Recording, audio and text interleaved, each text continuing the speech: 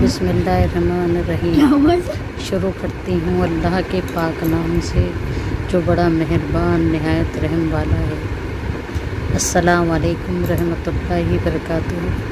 आप देख रहे हैं फरजाना वॉइस चैनल और हम आपकी ज़ौक़ की तर्जुमानी करने के लिए अच्छे वीडियो लाते हैं।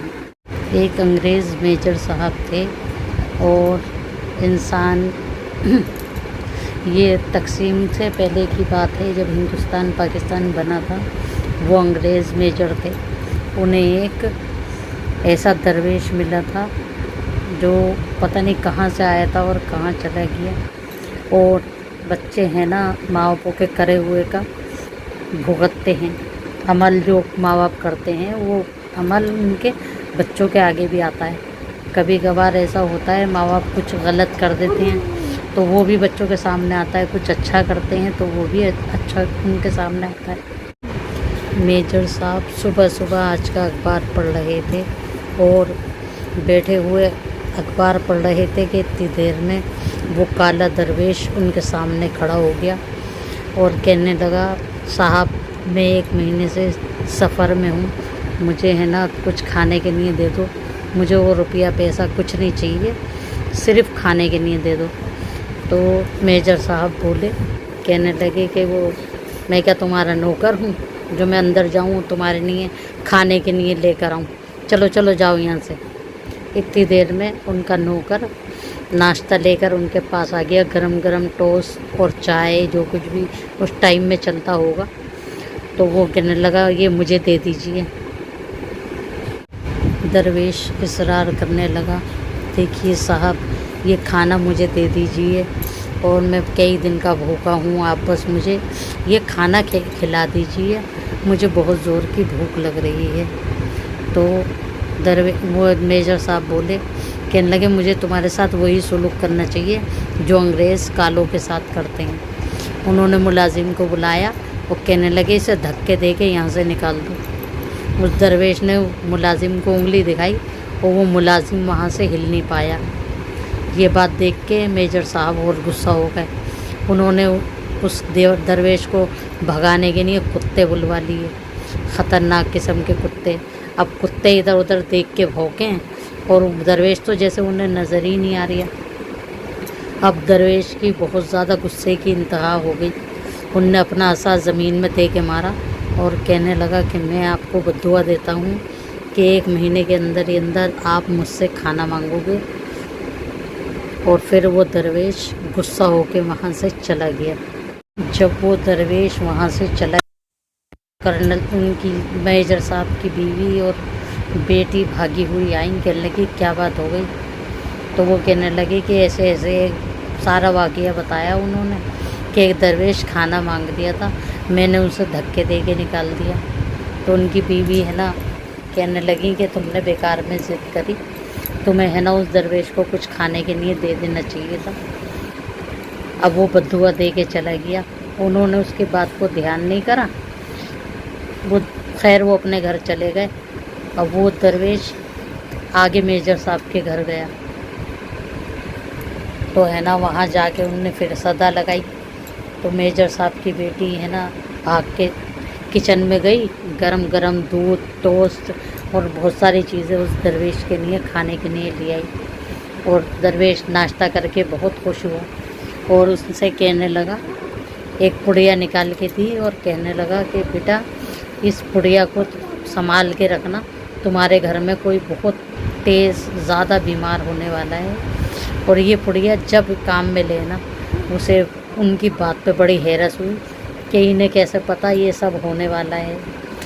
तो वो है ना चली गई और उस बच्ची ने ना पुड़िया उठा के संभाल के रख ली और वो दरवेश दुआएं देता हुआ चला गया।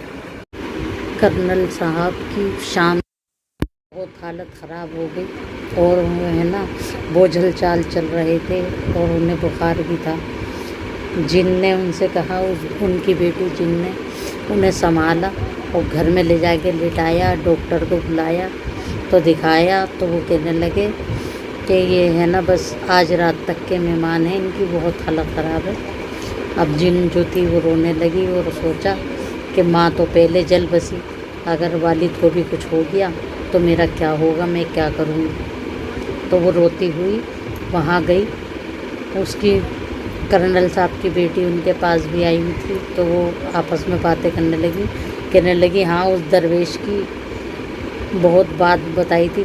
اب ان کے ابا نے بھی ذکر کرا تھا کہ وہ ایسے ایسے بددعا دے کر آئے ہیں اور یہاں آ کے وہ اسے ایک پڑیا دے کے گئے ہیں، تو ان نے سوچا تم جا کے اس پڑیا کو جلا کے وہ کرو، دیکھو کچھ نہ کچھ کمال ضرور ہوگا۔ تو دونوں مل کے اس کمرے میں گئیں اور انہوں نے اس کاغذ کو جو پڑیا دی تھی وہ جلا دی، تو کرنل صاحب کی طبیعت تھوڑی ٹھیک ہو گئی اور صبح تک اور بہتر محسوس کرنے لگے۔